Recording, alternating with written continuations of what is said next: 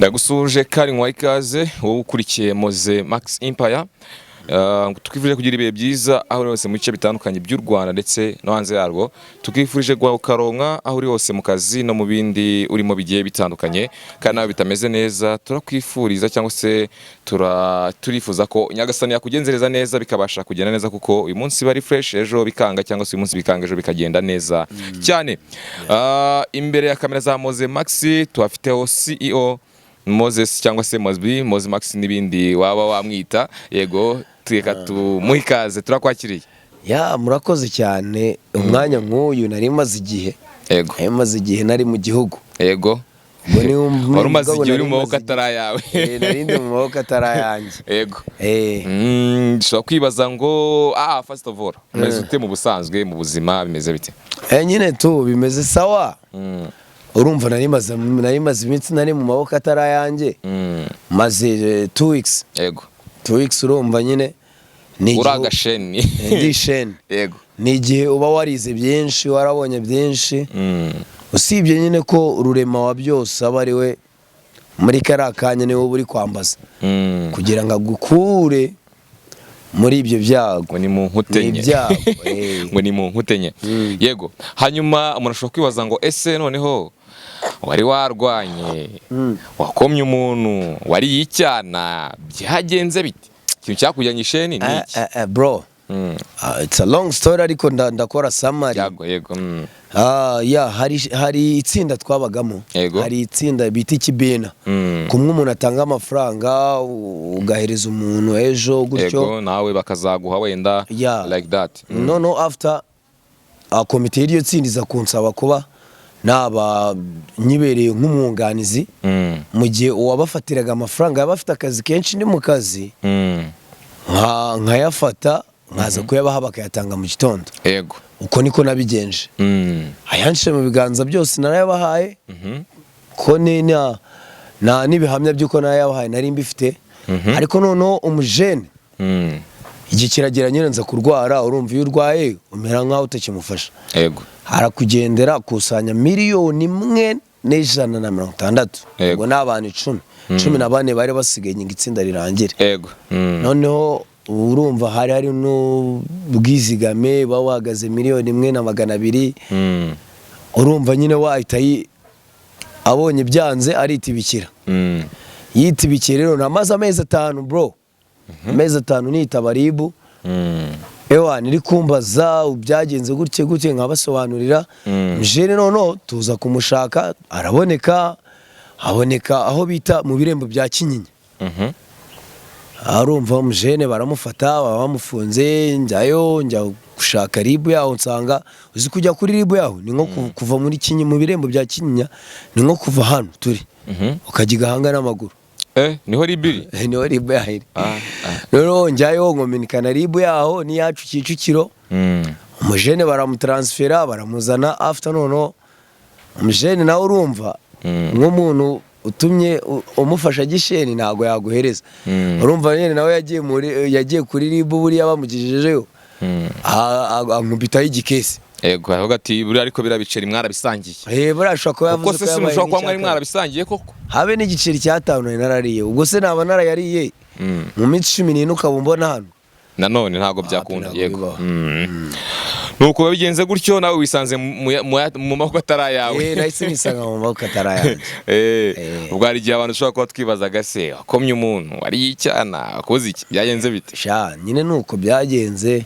Ariko hari anabonye haba hari abajene benshi bro. Yego. Nk'ubu ndibuka nk'umunsi wa mbere njya parike. Nagiye kubona nisanze mu modoka imwe na ba Ariel Ways Babu. Yego, bari bakiriyo haryo, bari bakiriyo. Ya mbona harimo n'abandi bajene batatu ewana babaye n'ishumi zanjye byatari. Ariko abo bajene bro umvishe nabo nuza bazize bumva ari amaherere. Igikundi bazize igikundi niko twumva. Pari nyine ngo bakoresheje pari babaranyweye wenda nk'inzoga kuko babapimye mu maraso yabo ngo basangamo drug. Ubwo nabo bisanze mu maboko atari ayabo nyine. Wumve ngo nari nitabye parike inshuro zigera muri 6. Ubwa mbere ugenda nibwo wabonye yo bawe nabo basanga nabo bari. Ewana twakubitanaga urugendo bajyayo bagasanga abavoka babo ntago baraza Abababu n'abandi bagasubikisha bose. gutyo. Yego.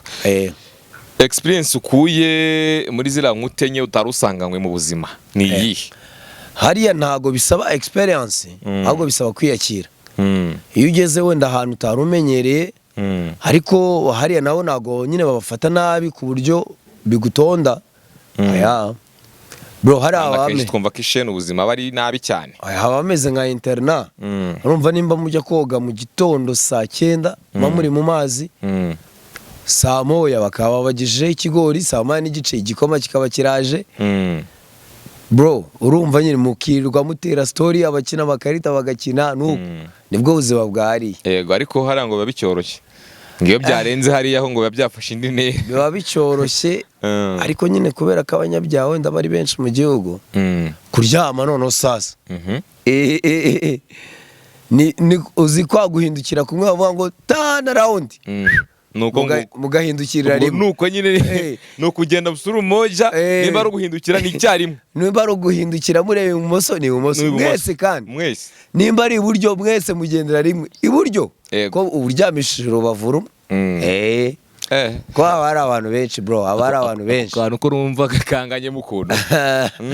Wenda nibwo buzima ubwo kuryama bwo bwagutonda, ariko ubundi busanzwe, ubundi bwo nibwo buzima busanzwe hano mu gihugu. Hari umuntu uba wibwira ko we atafungwa n'icyo wamubwira, cyangwa nanone undi wibwira ko gufungwa ari iby'abantu bibyigomeke, birara n'ibindi, nta muntu mu gentleman ngo akabaye ufungwa. Mu gihe Rwanda Investigation Board iri kugukekaho nyine iri kugukeka nk'umunyabyaha, waba urengana waba utarengana, yego, ikora iperereza uri mu maboko atari ayawe. Yego, ko kugira ngo haboneke ibisubizo by'ukurengana nuko bakora iperereza uhari, kugira ngo utajya gukora iki, kwica bya bihamye, cyangwa ugaza kuzimya n'ibimenyetso, kuzimangana n'ibindi nk'ibyo ngibyo. Ariko nyine se wavuga ngo benshi barafungwa barengana, barafungwa pe, kubera ko haba hari igihe cyo gukora iperereza. Reka yego, ntibigutangaze ko n'amezi 3 yashira ufunze. Yego, birashoboka. Hanyuma Moze, hari abantu nagiye mbyumva cyane nko kubahanza ariko babicishamo gatoya ngo nashene idacika, ngo bari bazi ko nzaherayo n'iki. Hari umuntu ushobora kuba utazi ubu turi kuvuganira, wari wica avuga ati byanza bikunze noneho mbakara kabaye ahangaha Moise azaherayo. Icyo bamubwira doesn't matter kuba umuzi, ariko abayetekerezaga gutyo. Urumva abajene benshi baho wenda mbarizwa iki, ubundi bari bazi ko nzaherayo bro. Yego, kuko amakuru nyine agenda gusangayo, bakavuga ati noneho ntago azavayo, ariko Uwiteka niwe ushobora byose. Yego, ko murabyuka mu gitondo, hari indirimbo ivuga ngo nimuze turebe imbere dutegereze igitondo, twiringire Imana yacu ko ari izakora ibikomeye n'imirimo, noneho ngo izirukana Satani, izategeka isi yose. kandi ngo ngiyo musenga harimo nuzi neza ko ibyaha yabikoze, nawe ari gusenga ngo Imana imubererekere abone uko yagaca ku gasheni, kandi azi neza ko ibyaha yabikoze. Nyine abazi ko ibyaha yabikoze, ariko iyo ari hariya atekereza ko ari nk'akanyafu k'Imana kugira ngo yongere kuyigarukira. Yego, Imana ibabarira icyaha, ariko ingaruka zacyo urazirengera, nizo zibizawe. noneho we agira hariya akamera nk'ukizwa nyine, akihana. Kwihana ntabwo bikuraho ingaruka z'uko ikintu wagikoze. Yego, ariko agafata umurongo akavuga noneho ngiye kujya mu murongo w'Imana inshakamo. nuko nguko biba bimeze. Bwa mbere mu buzima ubonye wambaye ipingu nawe uvuye mu gihugu ariko nabivuga, ugiye mu Nkutenye, watekerezaga iki? Wiyumvaga gute? Ubundi bakivuga ngo tega amaboko, uratitira bro. Tuvuga tumva ko nigenje noneho karabaye, bagushizeho isaha, karabaye. abajene bajya bivuga ngo ni isaha. Kaba kabaye byatari. Yego, tugenda dusatira umusozo, ubutumwa wagenera abantu bawe, nabo usizeyo hari igihe bazagira wenda bakagira uko babona, ukuntu babona n'iki kiganiro n'iki, icyo wabagenera muri rusange, famille yawe n'abandi. Nyine icyo nasabira wenda basigayeyo, Imana ibabere byose bro. Babere ubwihisho, ibabere uburuhukiro, kuko hari ushaka kugeramo ukiheba. Noneho ibafashe no gutaha mu buryo bumwe, wenda barengana ibarenganure babashe kuba bataha. Yego, noneho ubwo n'ababikoze bakomeze mu murongo w'Imana, wakira igihano cyabo nikirangira after nyuma y'ubwo buzima hari n'ubundi uzaza. Ubwo wenda tuzajya n'ikiganiro kirambuye byaro kugira ngo wenda ube updatinze abantu bawe cyane nabo kuri YouTube babona gaseka ibikorwa bitakiraninga nta kintu kigikorwa, nubwo wenda ntamenya ngo nimba si wabuza abandi bimeze bite, ibyo wenda tuzabigaruka ikindi gihe, ariko at least baba bamenye ngo hari harabaye iki byaragenze gutya. Hariya baragufunga bakagufungana na channel byose.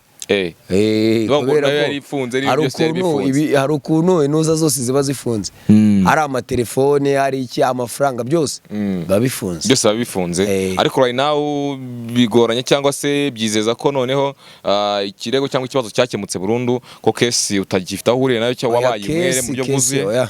Kesi nta hantu nyihuriye nayo nyine, ikibazo cyarakemutse muri make. Yego, sezera abantu bawe ubundi muri make dusoze, ikindi bakandi subscribe, bakore share, batanga ibitekerezo, of course nyine ko ibikorwa cyane imirimo ya Mazimax igiye guhongera igakomeza nkuko byari bisanzwe. Yes, kuri Mazimax tugiye gukomeza nkuko byari bisanzwe, dukore nkuko byari bisanzwe. Yego, ariko ndasezera n'abantu ko tugiye no kwinjira mu masong ya gospel. Yego, badukurikire, bakande subscribe, uza comment, baziduhe, Imana izajya baduhera umugisha. Yego, asante sana. Sawa, ciao.